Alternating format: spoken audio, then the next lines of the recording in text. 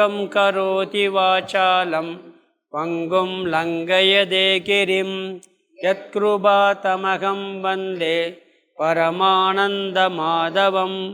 யம் பிரம்மா வருணேந்திர ருத்ரமருதக ஸ்துன்வந்தி திவ்யைஸ்தவைகை வேதை சாங்கபதக்ரமோபனிஷதை காயந்தி யம் சாமகாஹ தியானாவஸ்திததத்கதேன மனசா பஷ்யந்தி யம் யோகினோ யஸ்யாந்தம் ந விதுசுராசுரகணா தேவாய தஸ்மை நமக தேவாய தஸ்மை நமக. 4வது அத்தியாயம் ஞான கர்ம சந்நியாச யோகம். 5வது ஸ்லோகம் படிக்கணும். ஸ்ரீ பகவானுவாச்ச பகூனி மே வியதீதானி ஜன்மானி தவஜார்ச்சுன தான்யகம் வேத சர்வாணி நத்வம் வேத்த பரந்தப. ஸ்ரீ பகவானுவாச்ச பகூனி மே வியதீதானி ஜன்மானி தவஜார்ஜுன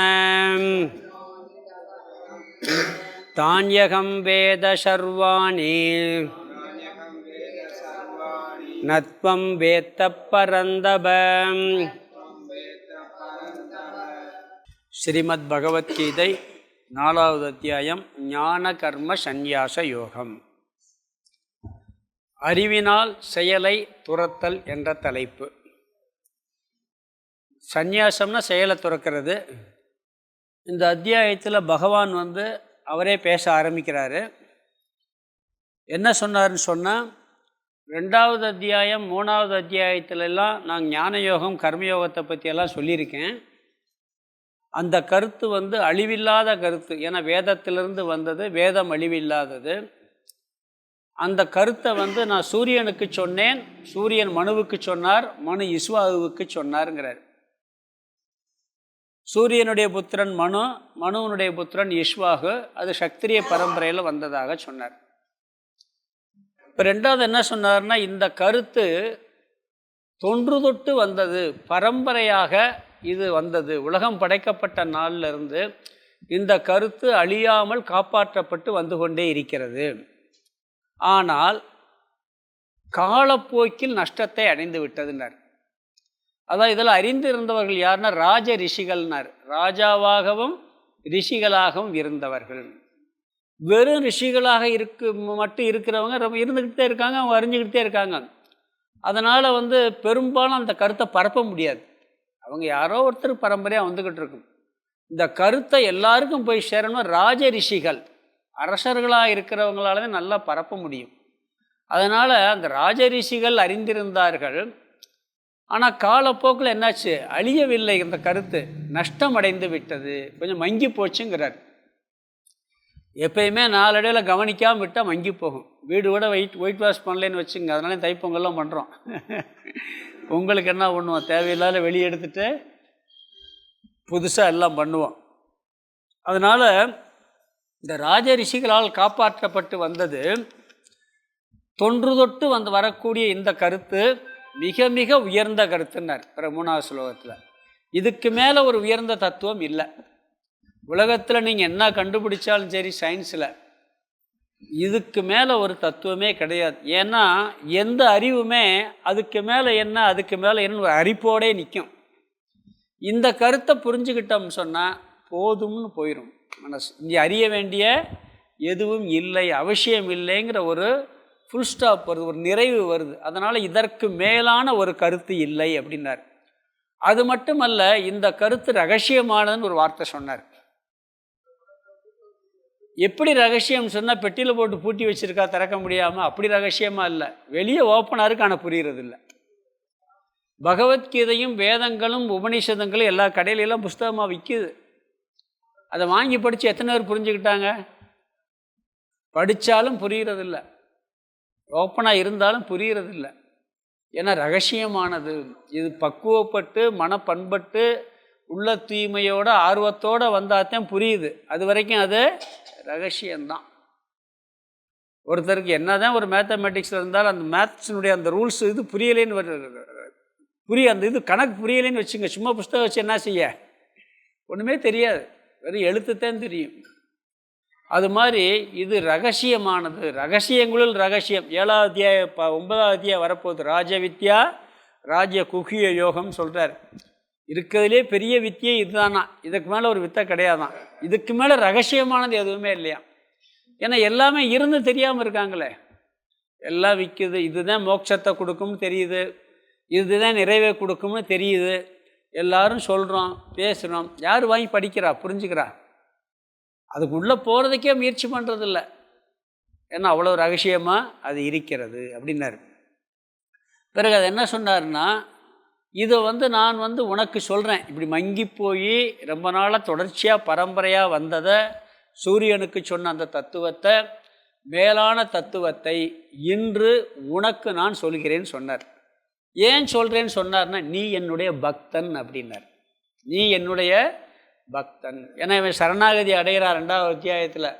எனக்கு நீங்கள் தான் கதின்னு சரணாகதி அடைஞ்சிட்டான்.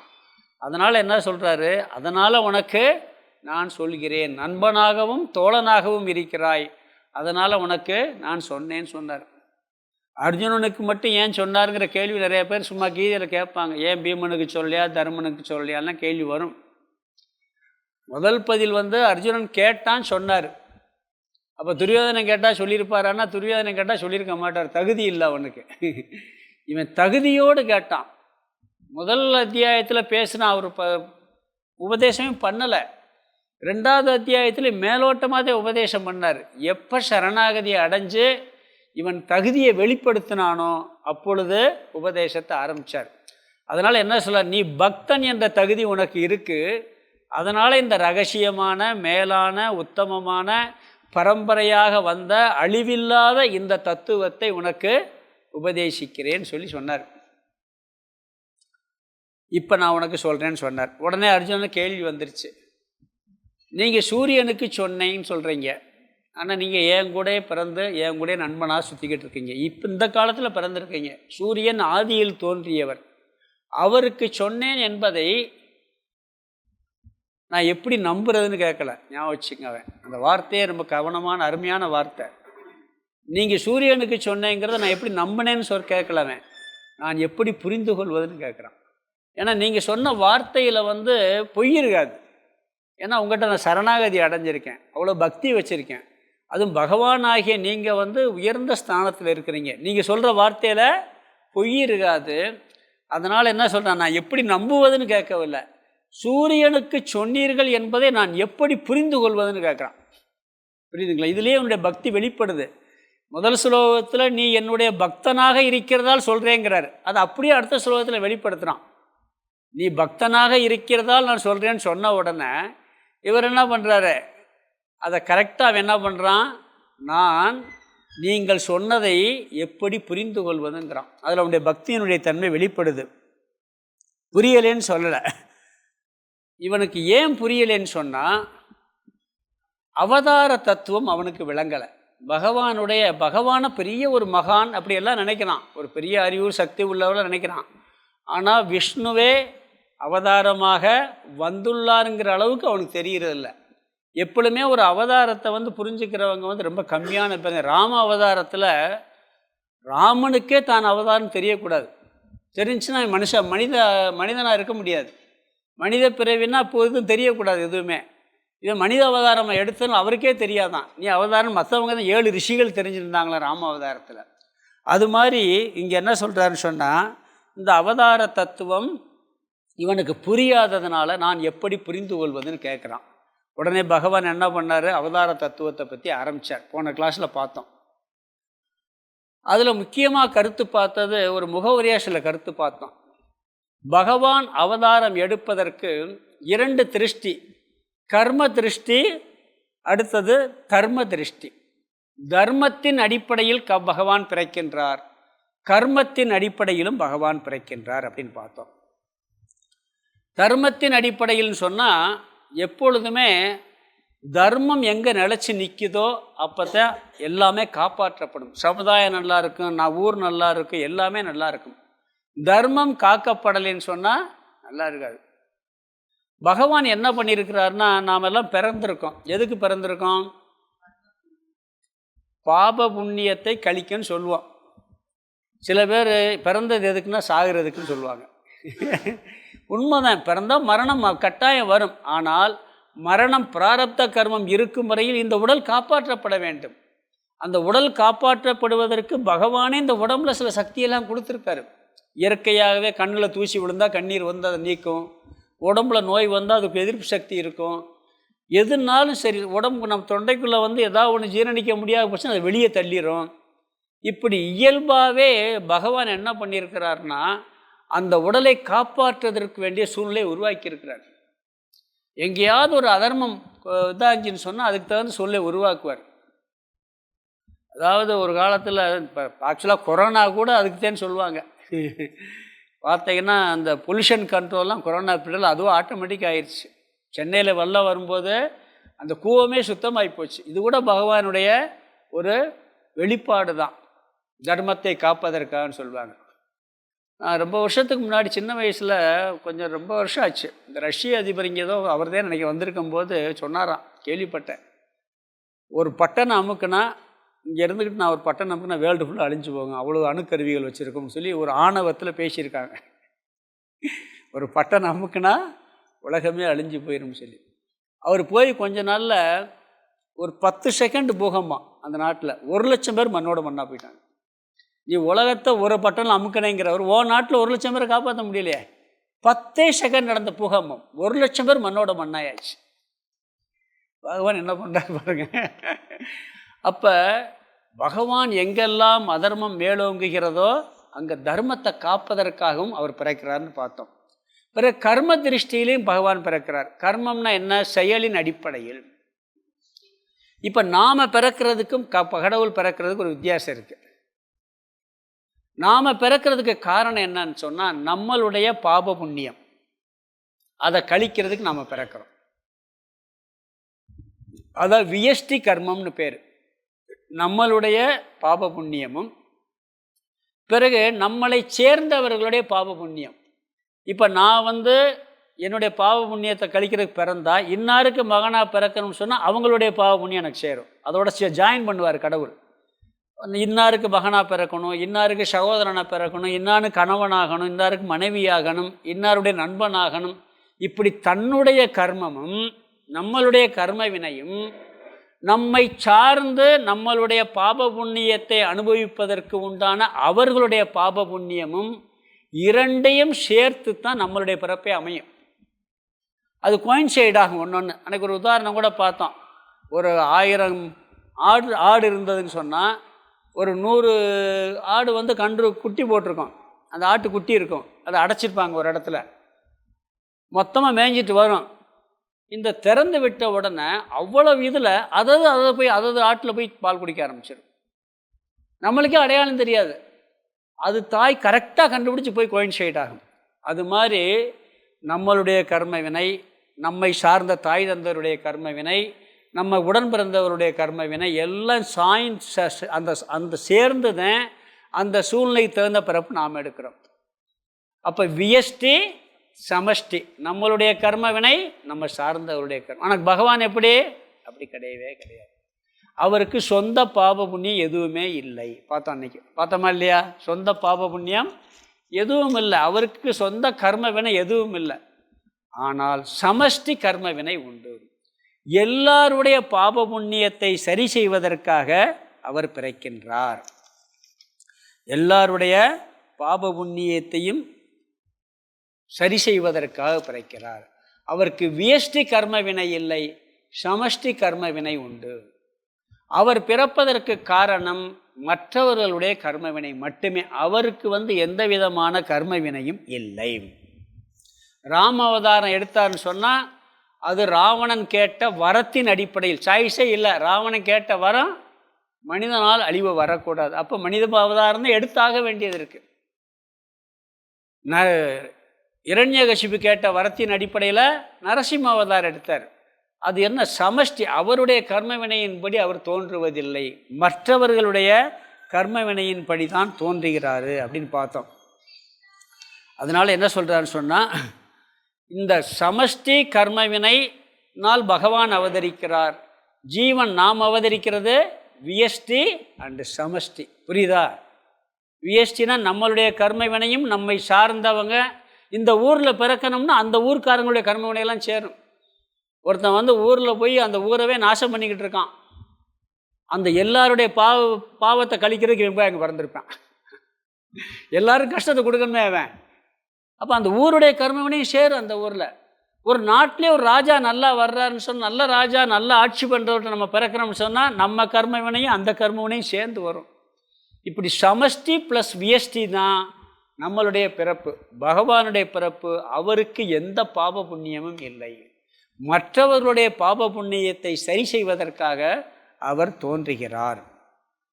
இல்லை நிறையா பேர் அவதார புருஷர்லாம் சொல்கிறாங்களேன்னு சொன்னால், அதாவது உண்மையாக இருக்கலாம், உண்மை இல்லாமல் இருக்கலாம். பொதுவாக வந்து ஒரு பெரிய அபூர்வமான ஒரு ஆற்றல் உடையவராக இருந்து ஒரு சாதிக்க முடியாத சாதனையை செஞ்சு அவர் எல்லாருக்கும் ஒரு நல்லது செஞ்சார்னா அவங்களையும் அவதாரம் சொல்கிற பழக்கம் நம்மளுக்கு உண்டுன்னு பார்த்தோம்.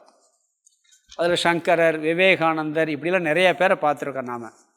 சில பேர் இந்த அவதார புருஷர் வந்துட்டு போயிடுறாங்களே, அவங்க உருவத்தெல்லாம் பார்க்குறோம்னு சொன்னால், இப்போ பூஜை பண்ணுற கிருஷ்ணர் வந்துட்டு போயாச்சு, ஆனால் கிருஷ்ணர் ரூபத்தில் இப்போ காட்சி கொடுக்குறாருன்னா நாம் எப்படி நினச்சி வழிபடுறோமோ அந்த ரூபத்தில் அந்த கடவுள் காட்சியும் கொடுப்பார் அப்படிங்கிற ஒரு கருத்தையும் பார்த்தோம். இதெல்லாம் நம்ம முகவுரையாக அந்த 5வது ஸ்லோகத்துக்கு பார்த்தோம், நிறைய அந்த மாதிரி விஷயங்கள்லாம். பிறகு இந்த ஸ்லோகத்தில் பார்த்தீங்கன்னா, பகூனி மே வியதீதானி ஜன்மாகா, அதாவது பகூனி பல, மே எனக்கு, கடந்து விட்டது எது, ஜன்மானி, எனக்கு பல ஜென்மங்கள் கடந்து விட்டனர். பகவானுக்கு எத்தனை ஜென்மங்கள் கடந்து விட்டதுங்கிறாரு, பல ஜென்மங்கள் கடந்து விட்டன. பாகவதத்தில் பலவிதமான அவதாரங்கள்லாம் சொல்லப்பட்டிருக்கு. அன்னைக்கு கூட சொன்னேன், விஞ்ஞான ரீதியாக கூட இந்த 10 அவதாரத்தை சொல்கிறாங்கன்னு சொன்னேன், ஞாபகம் இருக்குல்ல, மச்ச அவதாரத்துலேருந்து ஆரம்பிச்சு. இங்கே என்ன சொல்கிறாருன்னா, நான் பல சரீரங்களை எடுத்துள்ளேன் அப்படின்னு சொல்லிட்டு பிறகு அர்ஜுனனை சொல்கிறார், தவ ச அர்ஜுனா, உனக்கும் அப்படியேங்கிறார்.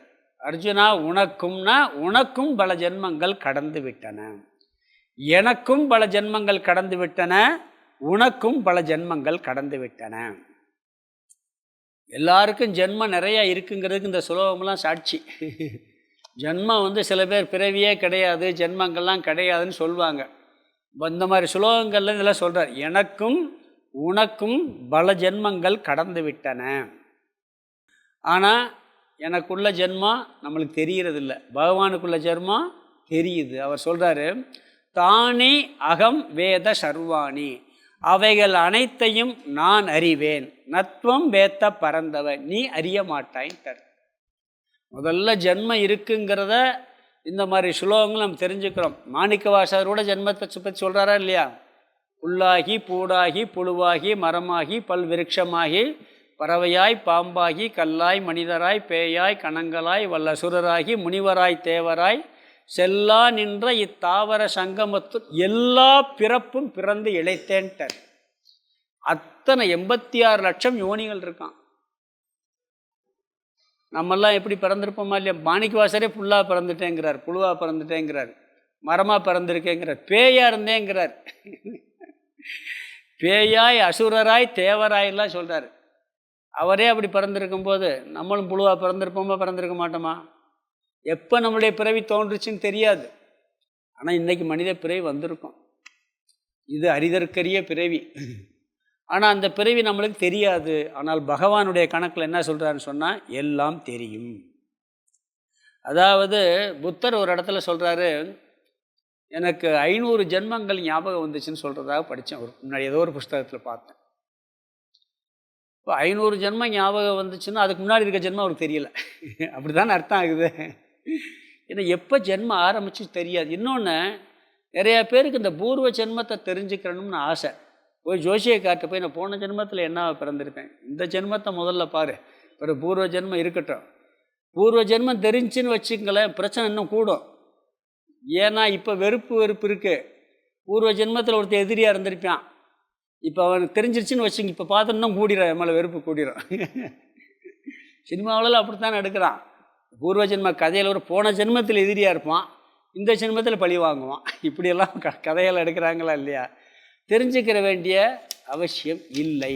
ஏன்னா நம்மளை தெரியாமத்தான் பகவான் படைச்சிருக்காருன்னு சொல்கிறார்.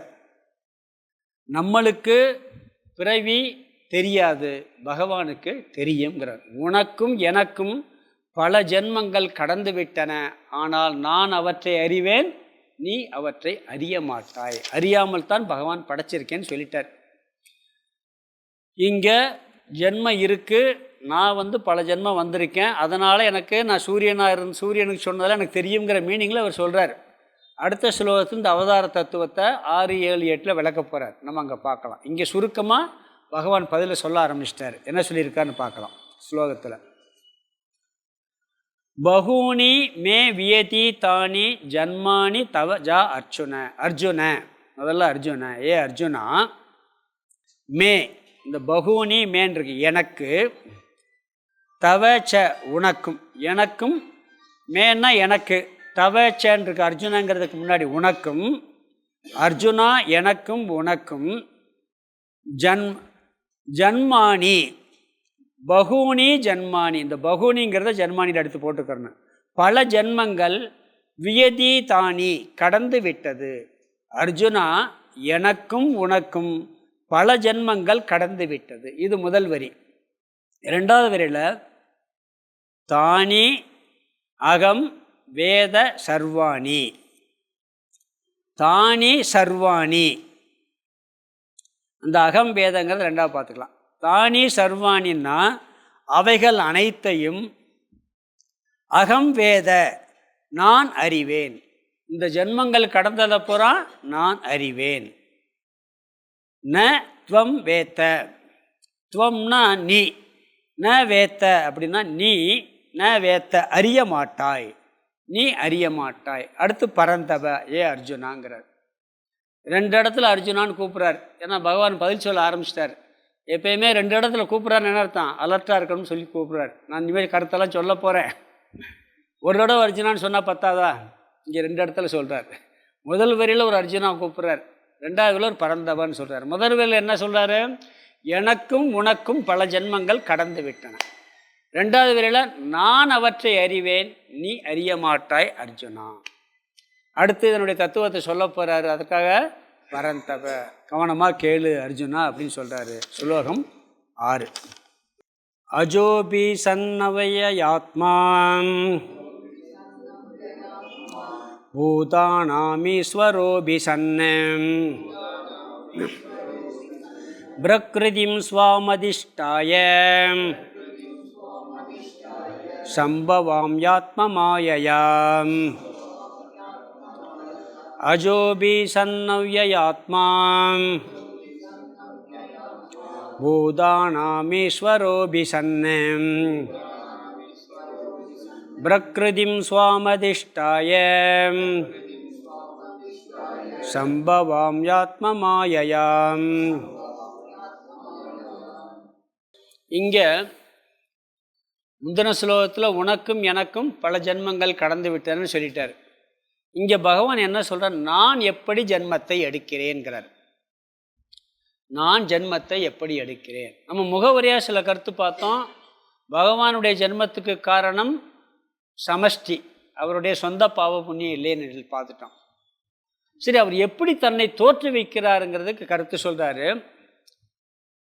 ஜீவர்கள் எல்லாம் கர்மத்தின் வசப்பட்டு, அதாவது மாயையின் வசப்பட்டு பிறக்கிறார்கள். மாயை நம்மளை வசப்படுத்தி மாயையினுடைய கட்டுப்பாட்டின் கீழ் ஜீவர்கள் எல்லாம் பிறக்கிறார்கள். ஜீவர் எடுக்கிற உடலுக்கும் பகவான் எடுக்கிற உடலுக்கும் வேறுபாடு இருக்குது. ஜீவர்கள் எடுக்கிற உடல் சமஷ்டி வியஷ்டி கர்மத்தின் அடிப்படையில், அவர்களுடைய பாப புண்ணியத்தின் அடிப்படையில் வருதுன்னு பார்த்துருக்கோம். இங்கே மாயையின் வசத்தில் ஜீவர்கள் பிறக்கிறார்கள். நான் மாயையை என்னுடைய வசத்தில் வைத்து கொண்டு நானே தோன்றுகிறேன்கிறார். நம்ம தோன்றுறது நம்ம கையில் கிடையாது. அது மாயையின் கட்டுப்பாட்டில் என்ன பிறவி எடுக்கிறோங்கிறது நமக்கு சான்ஸே கிடையாது. பகவான் அப்படி இல்லை. மாயையை எந்த பிறவி தேவையோ, எந்த உடல் தேவையோ அந்த உடலுக்கு தகுந்தது மாதிரி மாயையை தன் கட்டுப்பாட்டில் வைத்து கொண்டு நான் இந்த உடலை எடுக்கிறேன், அவதாரமாக பிறக்கிறேன்கிறார். அதாவது அதுக்கு ஒரு கருத்து சொல்கிறாரு. என்ன சொல்கிறாருன்னு சொன்னால், கடவுள் எந்த பாப புண்ணியமும் அவருக்கு இல்லை, அவருக்கு சூக்ஷ்ம சரீரம் இல்லை அப்படிங்கிற கருத்துக்காக அடுத்து ஒரு வார்த்தை சொல்கிறார் இந்த ஸ்லோகத்தில். முதல் வரியில் அஜக அபிஷன், நான் பிறப்பற்றவனாக இருந்த போதிலும்ங்கிறார். கடவுள் பிறப்பாரா? நம்மளுக்கு பிறப்பு இல்லைன்னு சொன்னால் மோட்சம்னு சொல்லிடுறான். கடவுள் எப்பயுமே மோட்சத்தில் இருக்கிறார், அதனால் ஒரு பிறக்கணுங்கிறது அவசியம் இல்லை. அது மட்டும் இல்லை, ஆத்மா பிரம்மஸ்வரூபம் என்றுமே பிறக்கப் போவதில்லை, பிறக்க வேண்டிய அவசியமும் இல்லை. அப்படி இருந்த போதிலும், நான் பிறப்பற்றவனாக இருந்த போதிலும், எனக்கு உண்மையில் பிறப்பில்லை என்ற போதிலும், பிறகு சொல்றார், நான் அழியாத மாறாத சொரூபமாக இருந்த போதிலும், அவ்யய ஆத்மாங்கிறார். கடவுள் மாற்றத்துக்கு உட்பட்டவரே அல்ல, அழியக்கூடியவரே அல்ல. அது மட்டுமல்ல, அறிவு சொரூபமானவர். இதற்கு இந்த வார்த்தை என்ன பயன்படுத்துகிறார்னா அவ்யய ஆத்மா. முதல் வரியில் முதல் வார்த்தை அஜக அபிஷன், நான் பிறப்பற்றவனாக இருந்த போதிலும். கடவுளுக்கு பிறப்புங்கிறது பிறக்கணுங்கிறது அவசியமும் இல்லை, பிறப்பற்றவர் தான், அவர் மோட்சத்திலே இருக்கிறார் அவர். பிறகு அவ்யய ஆத்மானா அவர் அழியாதவர், மாறாதவர், என்றும் ஞானஸ்வரூபம். அவருக்கு ஞான அறிவு நம்மளுக்கு அறியாமையிலிருந்து அறிவுக்கு வர்றோம், அவர் என்றுமே ஞானஸ்வரூபமாக இருக்கிறவர். அப்படி இருந்த போதிலும் அடுத்து அவருக்கு ஒரு லட்சணம் சொல்கிறார். நான் எப்படிலாம் இருக்கேன்னு பகவானே சொல்கிறார். நான் பிறப்பற்றவன், அழியாதவன், மாறாதவன். பிறகு நான் பூதானாம் ஈஸ்வரக அபிஷன்னு ஒரு வார்த்தை சொல்கிறார். ஜீவர்களுக்கெல்லாம் ஈசனாக இருந்த போதிலும், ஈஸ்வரனாக இருந்த போதிலும், இந்த ஸ்லோகத்துக்கு அர்த்தம் சொல்லிட்டு பிற விளக்கத்தை சொல்கிறார். பிரகிருதிம் ஸ்வாம் அதிஷ்டாய, ஸ்வாம்னா என்னுடைய, பிரகிருதி மாயையை, அதிஷ்டாய வசத்திற்குள் கொண்டு சம்பவாமி நன்கு தோன்றுகின்றேன். அயம் அயம் ஆத்ம மாயையா, அடுத்து என்னுடைய மாயா சக்தியினால். இந்த ஸ்லோகத்துக்கு பொருள் என்னன்னா, நான் பிறப்பில்லாதவனாக இருக்கேன், அழியாதவனாக இருக்கேன், மாறாதவனாக இருக்கேன், எல்லா உயிர்களுக்கும் ஈசனாக இருக்கேன். இருந்தாலும் என்னுடைய மாயையுடைய சக்தியினால் என்னுடைய மாயையை வசத்திற்குள் கொண்டு நான் தோன்றுகின்றேன், தோற்றுவித்து கொள்கிறேன் சொல்கிறார். ஒவ்வொரு வார்த்தையும் நம்ம அர்த்தத்தை பார்க்க போகிறேன். இப்போ ஜீவர்கள் எல்லாம் மாயையின் வசத்தில் தோன்றுகிறார்கள், பகவான் மாயையை வசப்படுத்தி தோன்றுகிறார். இங்கே ஒரு வார்த்தை என்ன சொல்கிறார்? முதல்ல உண்மையில் பிறக்காதவனாக இருந்த போதிலும், ரெண்டாவது எல்லா ஜீவராசிகளுக்கும் தலைவனாக இருந்த போதிலும், என்னுடைய மாயையை வசத்தில் படுத்தி மாயா சக்தியினால் நான் தோன்றுகிறேன்னு சொல்லியிருக்கார். பகவான் உண்மையிலே பிறக்கணுமா? பிறக்க வேண்டிய அவசியம் இல்லை, இருந்தாலும் பிறக்கிறார். எப்படி பிறக்கிறார்னு சொல்கிறார். இந்த அடுத்த 2 ஸ்லோகங்களில் என்ன சொல்கிறாருன்னா, எதற்காக பிறக்கிறேன், எப்பொழுது பிறக்கிறேன்னு சொல்ல போகிறார். 7, 8 அதை சொல்ல போகிறார். இங்கே ஒவ்வொன்றா பார்க்கலாம். அதாவது பிறப்பு அப்படின்னா முதல்ல என்னன்னு சொன்னால், சாஸ்திரங்களில் பல லட்சணம் சொல்லப்பட்டிருக்கு. முதல்ல பிறப்பை பற்றி என்னன்னு தெரிஞ்சுக்கணும். நம்மளிடம் இருக்கின்ற சூக்ஷ்ம சரீரமானது ஸ்தூல சரீரத்தை எடுப்பது பிறப்பு.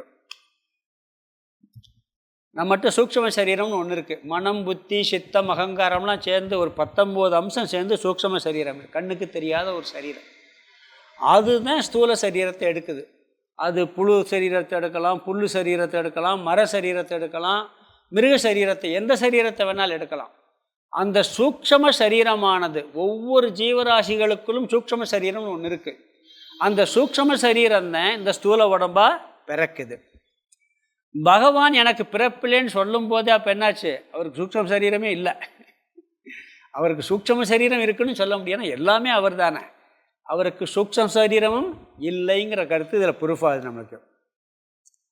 இங்கே 2வது லட்சணம் சொல்கிறார். அதாவது பிறப்புக்கு இன்னொரு காரணம் எப்படி சொல்கிறாங்கன்னா, அறிவுடைய ஒன்று, சேதனமான ஒன்று, உணர்வுமயமான ஒன்று ஜடமான இந்த உடலுடன் ஏற்படுகின்ற சம்பந்தத்தை பிறப்புன்னு சொல்கிறாங்க. இந்த சூக்ஷ்ம சரீரத்துக்கு உணர்வு இருக்குது. ஏன்னா ஆத்மாவுடைய பிரதிபிம்பம் இருக்குது. அதுதான் உயிர்னு சொல்கிறோம். உயிர் போயிடுச்சுன்னா என்ன ஆகுது? உடம்பு பிணம்னு சொல்லிடுறோம். உயிர் போயிடுச்சுன்னா பிணம்னு சொல்கிறோம். அடுத்த பிறப்பு எப்படி ஆகுது? இந்த உயிர் தத்துவம், இந்த உணர்வு தத்துவம் என்ன பண்ணுது? ஜடமான ஒரு உடலில் போய் புகுதாங்க. அப்படி ஜடமான ஒன்றில் இந்த சேதனமான ஒன்று சேர்ந்து வெளிப்படுகிற தத்துவத்துக்கு பேர் பிறப்புன்னு பேர். அப்படி வெளிப்படும் போது அதுக்கு பிறப்புன்னு பேர். ஒவ்வொரு மனிதனும் உணர்வு ஸ்வரூபந்தான். ஒவ்வொரு ஜீவராசிகளும் உணர்வு ஸ்வரூபந்தான். அது என்ன பண்ணுது? ஒரு ஜடமான உடலை போய் ஜாயின் பண்ணி ஒரு பிறப்பாக வெளிப்படுகிறது. இது சாதாரண ஜீவர்கள். ஸ்தூல சரீரத்தையோ சூக்ஷ்ம சரீரத்தையோ பற்றி கொள்வதற்கு பெயர், சூக்ஷ்ம சரீரம் ஸ்தூல சரீரத்தை பற்றி கொள்வதற்கு பெயர் பிறப்புன்னு பேர். இங்கே பகவான் சொல்கிறாரு, நான் சூக்ஷ்ம சரீரம் கிடையாது, நான் பிரம்மஸ்வரூபம், சைதன்ய ஸ்வரூபம், எப்பொழுதும் உணர்வு மயமான இருக்கின்றவன், எனக்கு பிறக்க வேண்டிய அவசியம் இல்லை, அஜம் பிறப்பற்றவன், ஸ்தூல சரீரத்தோடு சம்பந்தம் வைக்க வேண்டிய அவசியமும் எனக்கு இல்லை, இருந்தாலும் பிறக்கின்றேன் அப்படிங்கிறார். இருந்தாலும் பிறக்கிறேங்கிறார். கடவுள் பிறக்கிறதுக்கு எந்த காரணமும், அவருடைய சொந்த காரணம் எதுவுமே இல்லை, பிறக்க வேண்டிய அவசியமும் இல்லை. அவர் அழியாத ஆத்மா, அவ்யய ஆத்மாங்கிறார். அதாவது மறைக்கப்படாத, அழிக்கப்படாத ஞான சக்தியோடு கூடியவர். அவருடைய அறிவு என்றைக்கும் மறைக்கப்பட்டது கிடையாது. நம்ம அறிவு எப்படி இருக்கு? நிறையா நேரம் மறைச்சிட்டே இருக்குது. புத்தி என்ன பண்ணுது? கெட்டு போயிட்டே இருக்குது. எப்போ பார்த்தாலும் புத்தி மறைக்கப்பட்டிருக்கு. அதாவது இந்த மாயைக்கு 2 சக்தி இருக்குது. விக்ஷேப சக்தி, ஆவரண சக்தி. தெரியுமா? அதை கேள்விப்பட்டிருக்கீங்களா? மறைக்கும் சக்தி, தோற்றுவிக்கும் சக்தின்னு இருக்குது. அதனாலே நம்ம பிறக்கிறோம். இந்த மாயை 2 சக்தியும் என்ன பண்ணுதுன்னா கடவுள் நம்மகிட்ட பயன்படுத்துகிறார். ஒன்று மறைக்க வைக்கிறார், நம்மளுடைய புத்தி என்ன பண்ணுறாரு? வழுங்க வச்சுறார், மறைக்க வச்சுறார். பிறகு என்ன பண்ணுறாரு? அந்த மறைக்கப்பட்டதில் வேறு எண்ணத்தையும் ஒன்றை தோற்றுவிக்குது. இது 2ம் ஜீவற்ற வேலை செய்யுது. முதல்ல மறைக்குது, பிறகு தோற்றுவிக்குது. உதாரணம் கயிறு பாம்பு தான். வேதாந்தத்துக்குள்ளே வந்தாச்சுன்னா இந்த கயிறு பாம்பு, குடம், பானை, மண்ணை விட்டாச்சுன்னா வேறு உதாரணமே சொல்ல முடியாது. கயிறை பார்க்குறோம், கயிறு ஏதோ இருக்குன்னு தெரியுது. ஆனால் கயிறு மறைக்கப்பட்டதுனால என்ன ஆகுது? முதல்ல மறைக்கப்படுது. கயிறுன்னு தெரிஞ்சுன்னா அங்கே பாம்பு தோன்றுமா? தோணாது. கயிறு லேசாக மறைக்கப்பட்ட உடனே என்ன ஆகுது? அது பாம்பு மாதிரி தெரியுது. முதலில் கயிறு மறைக்கப்படுகிறது, பின்பு அதில் ஒரு பாம்பு தோன்றுகின்றது. இது 2 ஜீவன்ட்ட நடைபெறுது. நம்முடைய உண்மை சுரூபம் மறைக்கப்பட்டு விட்டது, அதனால் இந்த ஸ்தூல சரீரம் தோன்றுகிறது. நம்முடைய உண்மை சுரூபம் மறைக்கப்படாமல் என்ன என்று தெரிந்த பிறகு இந்த ஸ்தூல சரீரம் பிறகு வரவே வராது. நம்மளுக்கும் வராது, நம்மளுக்கும் என்றைக்கும் வராது. பிறவாமை அடைஞ்சிருவோம். ஆனால் பகவானுக்கு என்னைக்காவது மறைக்கப்பட்டிருக்குமா? மறைக்கப்படலை. நம்மளுக்கு மறைக்கப்படாமல் ஆயிருச்சுன்னா பிறக்க மாட்டான். பகவான் என்றைக்குமே மறைக்கப்படாமல் நீ இருந்தால் என்ன பண்ணுறாரு? அவர் பிறக்கிறார். ஏன் பிறக்கிறார் சொல்ல போகிறார் அதெல்லாம். அதனால் என்ன சொல்கிறாருன்னா, நம்மளுடைய அறிவை இந்த மாயையானது மறைத்து பிறக்க வைக்கிறது. ஆனால் பகவானுக்கு அது பிரம்மஸ்வரூபத்தை மறைப்பதில்லை. அது ஜீவன்கிட்ட போகும் பொழுதே அந்த மாயை மறைக்குது, பகவானை மறைக்கிறதே இல்லை அப்படிங்கிறார். அதனால் என்ன சொல்கிறாருன்னு சொன்னால், ஆத்ம மாயையா சம்பவாமி, அதாவது என்னுடைய மாயை, அது என்ன சொல்கிறார்? என்னுடைய மாயைன்னு சொல்கிறார் பகவான். என்னுடைய மாயை என்னை மறைக்கிறது இல்லை அப்படிங்கிறார். பகவான் மாயை என்னுடைய மாயைன்னு சொல்கிறார். மாயைக்கு இன்னொரு பேர் என்ன தெரியுமா? அறியாமைன்னு பேர். என்னுடைய அறியாமைன்னு யாராவது நம்ம சொல்லுவோமா? மாயையினாலே பிரச்சனைக்குரியது, அதை என்னுடைய மாயைங்கிறார் அவர். புரியுதா? பகவான் என்ன சொல்கிறார்? என்னுடைய மாயைங்கிறார். என்னுடைய மாயையை நான் அந்த மாயா சக்தியால் என் வசத்தில் வைத்து பிறக்கிறேன்னு சொல்கிறார். இது என்ன சொல்கிறான்னு சொன்னால், இந்த மாயைங்கிறது ஒரு பெரிய ஒரு புரியாத ஒரு புதிர் தான். அது பகவான்கிட்ட போச்சுன்னா அலங்காரமாக இருக்கும், நம்மகிட்ட வந்துச்சுன்னா அது அலங்கோலமாயிரும். உண்மை அதுதான். மாயை பகவானிடம் இருக்கும்போது அதுக்கு அலங்காரமாக இருக்குது. அவர் கட்டுப்பாட்டில் இருக்கிறதுனால. ஆனால் நம்மகிட்ட வந்துச்சுன்னா நம்மளை சம்சாரத்தில் உட்படுத்தி விடுகிறது. அவருக்கு ஆவரணம் மாலையாக இருக்குது. எது? இந்த மாயை. நம்மளுக்கு நம்மளை பந்தப்படுத்துகின்ற கயராக மாறி விடுகிறது. பகவான் கழுத்தில் பாம்பு இருக்குன்னு வச்சுக்கோங்க. பகவான் கழுத்தில் பாம்பு இருந்தால் அது அவருக்கு அலங்காரம். நம்ம கழுத்தில் பாம்பை போட முடியுமா? பரமசிவன் கழுத்தில் இருந்த பாம்பு கேட்டது கருடா சௌக்கியமா. அங்கே போயாச்சுன்னா அது அலங்காரம். ஆனால் நம்மகிட்ட இருந்தால் அந்த பாம்பு என்னாகும்? பகவான் கழுத்தில் இருக்க பாம்பு பார்த்து நம்மளும் பயப்பட மாட்டோம், அவரும் பயப்பட மாட்டார். அவருக்கு அலங்காரம் ஆகிறது. இதே மாயை நம்மளிடம் வரும்பொழுது நம்மளை கட்டுப்படுத்தி விடுகிறது, நம்மளை பந்தத்தில் ஆழ்த்தி விடுகிறது, துயரத்தில் ஆழ்த்தி விடுகிறது. இதுக்கு ஒரே உதாரணம் போலீஸ் உதாரணம் தான். ஏற்கனவே சொன்னது தான். சின்மயானந்தர் கூட அதை அழகாக சொல்வார். அதாவது ஒரு கிராமத்தில் சொல்லியிருக்கேன் நிறையா, இருந்தாலும் திருப்பி திருப்பி ஞாபகப்படுத்திக்கிறலாம். இந்த வேதாந்தத்தில் ஒரே கருத்தை 10 தடவை சொன்னாலும் தோஷம் இல்லைம்பாங்க. ஏன்னா திருப்பி திருப்பி ஞாபகப்படுத்துறதுக்காக புனருக்தி தோஷம்னு ஒன்று சொல்லுவாங்க. ஏன்னா திருப்பி திருப்பி சொன்னதே சொல்லிக்கிட்டு இருக்காங்கன்னு சொல்லி. வேதாந்தத்தில் மட்டும் 1000 தடவை கூட சொன்னதை சொல்லலாம். ஒரு கிராமத்திலேருந்து ஒரு பையனை அப்பா டவுனுக்கு கூப்பிட்டு போகிறார். கூப்பிட்டு போகும்போது கோர்ட்டு வாசலில் அப்படியே கூப்பிட்டு போகிறார். கோர்ட்டில் ஒரு கைதி போலீஸோட கைதியை கூப்பிட்டு வர்றான். என்னப்பா போலீஸ் கூட வருதுன்னா, அவன் திருடன்ப்பா அதனால் வருதுங்கிறாப்புல.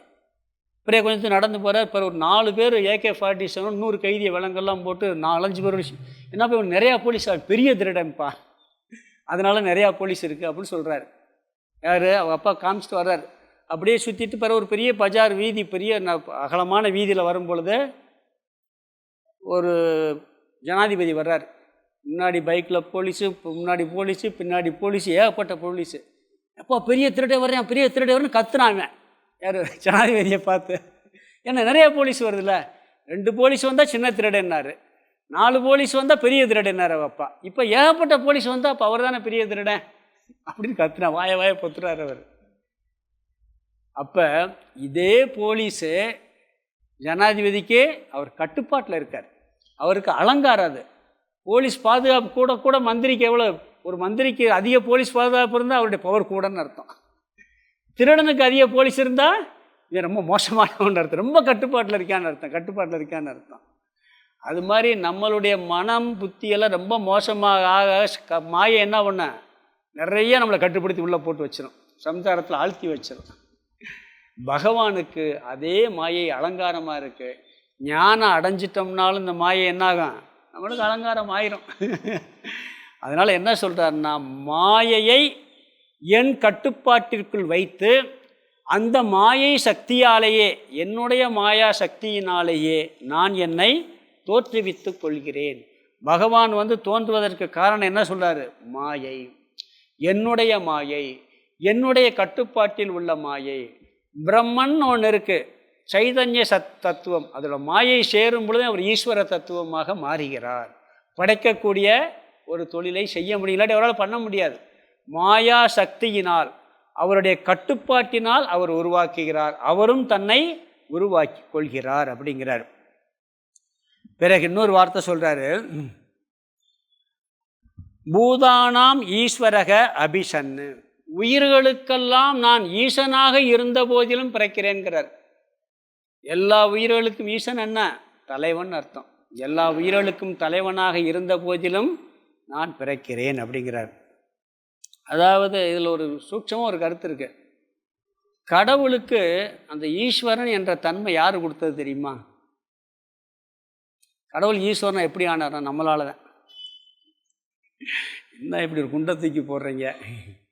இப்போ ஒருத்தர் முதலாளின்னு சொல்கிறான். அந்த முதலாளிங்கிற பேர் எப்படி வரும் அவருக்கு? 10 தொழிலாளி இருந்தால் தான் அவருக்கு முதலாளிங்கிற பேர். 10 தொழிலாளி இல்லைன்னா முதலாளின்னு பேர் வருமா? இப்போ எல்லா ஜீவராசிகளையும் பந்தப்பட்டு பாவ புண்ணியத்தெல்லாம் வச்சு இதெல்லாம் கணக்கெல்லாம் போட்டு ஒருத்தரை கரெக்ட் பண்ணுறதுக்கு ஒரு தலைவர் வேணும். அவர் தான் ஈஸ்வரன். எல்லா பேரும் மோட்சம் அடைஞ்சிட்டோம்னு வச்சுங்க, ஈஸ்வரனுக்கு என்ன வேலை? ஈஸ்வரன் ஸ்டேட்டஸே இல்லை, ஈஸ்வரனே தேவையில்லைங்க. அதனால் என்ன பண்ணுறாராம், அவர் ஈஸ்வரங்கிற பதவிக்காக எல்லாத்தையும் சம்சாரத்தில் மூழ்கடிச்சு வச்சுருக்காராம். இப்படி ஒரு கருத்து சொல்கிறாங்க. அப்போ ஈஸ்வரனுடைய ஸ்டேட்டஸை யாருனால வந்திருக்குன்னா நம்மளாலே வந்துருக்கு. ஒருத்தர் குருன்னு சொல்லிக்கிட்டே இருந்தாராம். நான் இல்லாட்டி நீங்கள் குரு கிடையாதுன்னாராம். நான் சிஷ்யம் இருக்கிறனால நீங்கள் குருவானீங்க அப்படின்னா. உண்மை தானே? நான் உங்கள் அப்பா சொல்கிறேன் கேள்றான்னு மகன் அப்பா வந்து மகனை திட்டுறாரு. நான் உங்கள் அப்பாடா சொல்கிறத கேள்றா. இங்கே அப்பாங்கிறதே நான் மகனாக இருக்கிறதுனால தான் வந்துச்சு. என்ன எங்கள் அப்பான்னு பெருமைப்படுத்திக்கிட்டு இருக்கேன்னு மகன் கேட்டால் எப்படி இருக்கும்? நான் உங்கள் அப்பான்னு பெருமையாக சொல்லிக்கிட்டு இருக்கேன். நான் இல்லாட்டி நீங்கள் எப்படி அப்பாவாவீங்க? சொல்லலாமா இல்லையா? எல்லா ஜீவராசிகளும் பந்தப்பட்டு சம்சார சக்கரத்தில் உழல்வதால் தான் அதை கட்டுப்படுத்தி அந்த கணக்கெல்லாம் போட்டு சரி ஒரு தலைவன் தேவை இருக்குது. ஈஸ்வரன்கிற ஸ்டேட்டஸே வருதான். நான் வந்து உடனே என்ன உலகம் முழுங்கின்னு ஒருத்தன் சொன்னான்னா, இன்னொருத்தர் என்ன சொன்னால் உன்னையே முழுங்கிறவன் நானா. அது மாதிரி அவர் எல்லாத்துக்கும் ஈசனாக இருக்கலாம். அந்த ஈசனாகிற ஸ்டேட்டஸை கொடுக்குறது யார்? நம்ம தான். பெருமைப்பட்டுக்கிற வேண்டியதான். கடவுள் வந்து நீங்கள் கடவுளாக இருக்கணும்னா நாங்கள் ஜீவனாக இருக்கணும். நாங்கள் ஜீவனாக இல்லைன்னா நீங்கள் கடவுளே இல்லை. அப்படி ஒரு கருத்து சொல்கிறாங்க. அதனால் என்ன சொல்கிறாரு சொன்னான், ஈஸ்வரனாக இருந்த போதிலும் எல்லாவற்றிற்கும் தலைவனாக இருந்த போதிலும் நான் பிறக்கிறேன்கிறார். 3 சொல்கிறார். அழியாதவன், மாறாதவன், எப்பொழுதும் பிறக்காதவனாக இருந்த போதிலும் கூட மாயையை கட்டுப்படுத்தி மாயா சக்திகளால் நான் பிறக்கின்றேன்கிறார். இந்த மாயை பகவானை பந்தப்படுத்துவதில்லை, ஜீவனை பந்தப்படுத்துகிறது. அது எப்படிங்கிறது பகவானே சொல்கிறார். ஸ்வாம் பிரகிருதியும் அதிஷ்டாய, என்னுடைய மாயையை எனக்கு கீழ் வைத்து கொண்டு அப்படிங்கிறார். ஏன் பகவான மாயை வந்து பந்தப்படுத்துறது இல்லைன்னா, என்னுடைய மாயையை என் கட்டுப்பாட்டிற்குள் வைத்து கொண்டிருப்பதால் பந்தப்படுத்துவதில்லை. தட்சிணாமூர்த்தி அவதாரத்தில் பார்த்தீங்கன்னா கீழே அரக்கனை போட்டு காலில் மேலே மீச்சு வச்சுருப்பார், எந்திரிக்க விடாமல் அவருடைய கட்டுப்பாட்டில் வச்சுருப்பார் அந்த ஒரு அசுர அரக்கனை. அது மாதிரி மாயை என்ன பண்ணுறாரு, இவரை மீறி எதுவும் பண்ண முடியாத அளவுக்கு நான் வச்சுருக்கேன், அதனால் நான் பந்தப்படுறதில்லை, ஜீவர்கள் பந்தப்படுகிறார்கள். சில நேரங்களில் சில பேர் அப்படி தான் வச்சுருக்க வேண்டியிருக்கு. வாழ்க்கையிலேயே ஒரு கட்டுப்பாட்டில் வச்சுருக்கணும். கட்டுப்பாட்டில் வைக்கலைன்னா மீறி போயிடும். பகவான் மாயையை தன் கட்டுப்பாட்டில் வைத்து கொண்டு தன்னுடைய சரீரத்தை தோற்றுவிக்கிறார் அப்படிங்கிறார். சம்பவாமி, பிறக்கிறேன், அவதரிக்கிறேன், பந்தப்படாமல் பிறக்கிறேன்கிறார். என்னுடைய பிறப்பு கர்ம வினையினால் வரவில்லை, நான் என்னை நானே தோற்றுவித்துக் கொள்கிறேன். எப்படி? மாயையை வசப்படுத்தி, என்னுடைய மாயையை வசப்படுத்தி, என்னுடைய மாயா சக்தியினால் நான் தோற்றுவித்து கொள்கிறேன் அப்படிங்கிறார். இது அவதார தத்துவம். இந்த யார் அவதாரங்கிறது வந்து பெரும்பாலும் யாருக்குமே தெரியறதில்லை. எதை தெரிஞ்சுக்கிறணுமோ அதை தெரிஞ்சுக்கிறணும், எதை தெரிஞ்சுக்கிற முடியாதோ அதை தெரிஞ்சுக்கிற முடியாதுங்கிறதையும் தெரிஞ்சுக்கிறணுமா. அவதான் உண்மையான அறிவான். அப்படிப்பட்ட அறிவு வந்தாத்தே இந்த அவதார புருஷத்தையும் புரிஞ்சுக்கிற முடியும்னு சொல்கிறாருங்க. இது ஒரு சூக்ஷமமான கருத்து தான். மன தூய்மை இருந்தால்தான் இந்த அவதார தத்துவத்தையே புரிந்து கொள்ள முடியும். பகவான் இன்னொரு இடத்துல சொல்கிறாரு, தபஸ்விகளுடைய தவமாக இருக்கிறேங்கிறார், ஞானிகளுடைய ஞானமாக இருக்கிறேங்கிறார். அப்படி அடிப்படையில் பார்த்தா எல்லாமே கடவுளுடைய சொரூபந்தான், எல்லா முக்கியம் வந்துடும். ஆனால் இங்கே சொல்கிறது வந்து அப்படி சொல்லலை. இங்கே வந்து நானும் தர்மத்தை காப்பதற்காக அதர்மத்தை அழிப்பதற்காக அடுத்த ஸ்லோகத்தில் சொல்ல போகிறார். என்னை நான் தோற்றுவித்து கொள்கிறேன். சில பேரெல்லாம் நம்ம மகான்கள்னு சொல்கிறோம், எத்தனையோ பேரை அவங்களெல்லாம் அவதாரம்னு சொல்கிறோம். தப்பு இல்லை. ஆனால் உண்மையான அவதாரம்ங்கிறது எதுன்னு புரிஞ்சுக்கிறணும். சும்மா எல்லாரையும் நம்ம அவதாரம்னு சொல்கிற ஒரு பழக்கம் நம்ம நாட்டில் இருக்குது. ஆனால் அது மேலோட்டம் பார்த்தா தப்பு இல்லை, ஆனால் அது உண்மையிலே அப்படி பார்க்கறது இல்லை. எது அவதாரங்கிறது கரெக்டாக அந்த அவதார தத்துவத்தை புரிஞ்சுக்கிட்டாதான் மோட்சம் கிடைக்குங்கிறது அடுத்த ஸ்லோகத்தில் சொல்ல போகிறார். ஏன் அவதார தத்துவத்தை சொல்கிறாங்கிற விஷயமும் அடுத்து வரப்போகுது. இந்த அவதாரத்தை புரிஞ்சுக்கிட்டோம்னா பிறப்பை பற்றி தெரிஞ்சுக்கிற முடியும், ஒரு ஜீவன் அழியாதவன் தெரிஞ்சுக்கிற முடியும். அதற்காகத்தான் அவதார தத்துவத்தை நான் சொல்கிறேன் அப்படிங்கிறார். அதாவது ஒவ்வொருவரும் பிறக்க காரணம் பகவானிடம் உள்ள மாயையினால், மாயையினுடைய கட்டுப்பாட்டில் பிறக்கிறோம். ஆனால் பகவான் பிறக்க காரணம் மாயையை தன் கட்டுப்பாட்டிற்குள் வைத்து கொண்டு பிறக்கிறார். நாம் பிறக்கிறதுக்கு காரணம் வியஷ்டி சமஷ்டி கர்மா, அவர் பிறக்கிறதுக்கு காரணம் சமஷ்டி கர்மா மட்டுமே. ஸ்லோகத்துக்கு அர்த்தம் பார்த்தலாம். அடுத்து 7, 8 ரொம்ப முக்கியமான ஸ்லோகம், பாப்புலரான ஸ்லோகம், அதில் ரொம்ப விரிவாக விளக்க போகிறார். அங்கே பார்க்கலாம். ஸ்லோகத்துக்கு அர்த்தத்தை பார்த்தலாம். அஜோபி சன்னு அஜக அபிஷன்னு, நான் பிறப்பற்றவனாக இருந்த போதிலும் அவ்யயாத்மா அழியாத மாறாத அறிவு சுரூபமாக இருந்தாலும் பூதானாம் அடுத்த வார்த்தை உயிர்களுக்கெல்லாம், பூதானாம் உயிர்களுக்கெல்லாம் ஈஸ்வரக அபிஷன்னம் தலைவனாக, அதாவது ஈஸ்வரனாக இருந்த போதிலும், ரெண்டாவது பிரகிருதிம் ஸ்வாம் அதிஷ்டாய, ஸ்வாம்னு சொன்னால் என்னுடைய, பிரகிருதிம் மாயையை, அதிஷ்டாய வசத்திற்குள் கொண்டு வந்து, ஆத்ம மாயையா கடைசி வார்த்தை என்னுடைய மாயா சக்தியினால் சம்பவாமி அவதரிக்கின்றேன். பகவான் உண்மையில் பிறக்காதவர், அழியாத மாறாத அறிவு சொரூபமானவர், அனைத்து உயிர்களுக்கும் தலைவர். அவர் பிறக்க வேண்டிய அவசியம் இல்லை, இருந்தாலும் பிறக்கிறேன்கிறார். எப்படி பிறக்கிறேன்னு சொல்கிறாரு? அவருடைய மாயையை அவருடைய கட்டுப்பாட்டிற்குள் வைத்துக்கொண்டு அவருடைய மாயா சக்தியினால் நான் என்னை தோற்றுவித்து கொள்கிறேன்னு சொல்கிறார். நீ 7வது ஸ்லோகத்தில் எப்பொழுது பிறக்கிறாருங்கிறாரு, 8வது ஸ்லோகத்தில் எதற்காக பிறக்கிறாருன்னு சொல்கிறாரு. ஸ்லோகத்தை படிக்கலாம். 7வது யதா யதா ஹி தர்மஸ்ய க்ளானிர்பவதி பாரத அப்யுத்தானமதர்மஸ்ய ததாத்மானம் சுர்ஜாம்யகம். யதா யதா ஹி தர்மஸ்ய க்ளானிர்பவதி பாரத அப்யுத்தானமதர்மஸ்ய ததாத்மானம் சுர்ஜாம்யகம். ஸ்லோகம் 7, 8 இதில் அவதாரத்தின் நோக்கத்தை சொல்கிறார். எப்பொழுது பகவான் அவதரிக்கிறார், எதற்காக அவதரிக்கிறார்னு சொல்லி இந்த 7, 8 அதை முடிச்சுட்டு 9லேருந்து வேறு தத்துவத்துக்கு போவார். இந்த 7, 8 2 ஸ்லோகமும் உங்களுக்கு ரொம்ப கேட்ட ஸ்லோகமாக தெரியுதா தெரியலையா? டிவியில் வர்றது எப்படி இங்கே வருதுன்னு கேட்குறீங்களா? டிவியில் மகாபாரதத்தில் வரும். யதாஹிதாயி தர்மஸ்ய பரித்ராணாய சாதுன்னு அடுத்த ஸ்லோகம் அது. இது 2 மகாபாரத சீரியல் போடும்போது முதல்ல போட்டுருவாங்க. அதனால் இந்த 2 ஸ்லோகமாக எல்லாருக்கும் பாப்புலர், இது மனப்பாடம் ஆகிருக்கணும். யதா யதாகி தர்மஸ்யங்கிறது. இதில் என்ன சொல்கிறாருன்னு சொன்னால், யதா யதாகி தர்மஸ்ய கிளானிகி, எப்பொழுதெல்லாம் தர்மத்தினுடைய நாசமானது பவதி ஏற்படுகிறதோ, எப்பொழுதெல்லாம் தர்மத்திற்கு குறை ஏற்படுகின்றதோ, பாரத அர்ஜுனா அப்யுத்தானம் அதர்மஸ்ய ததாத்மானம் சுர்ஜாம்யகம், அதாவது அதர்மமானது மேலோங்குகிறதோ அப்பொழுது என்னை நான் தோற்றுவித்து கொள்கிறேன். 2 பாயிண்ட் சொல்கிறார். ஒன்று தர்மம் குறையணும், இன்னொன்று அதர்மம் மேலே வரணும். எப்பையெல்லாம் தர்மத்துக்கு அழிவும் அதர்மத்துக்கு ஆற்றலும் அதிகமாகிறதோ அப்பொழுது என்னை நான் தோற்றுவித்து கொள்கிறேன். பகவான் எப்போ வர்றேங்கிறாரு? தர்மம் எப்பையெல்லாம் குறையுதோ, அதர்மம் எப்போ மேலோங்குகிறதோ அப்பொழுது நான் வருகிறேன் அப்படிங்கிறார். இப்போ அதர்மம் அதிகமாகத்தானே இருக்கு, ஏன் பகவான் வரல அப்படின்னு கேட்கலாம். ஏன்னா இப்பயே அதிகமாகத்தானே இருக்கு, இப்போ ஏன் பகவான் வரல அப்படின்னு கேட்கலாம்.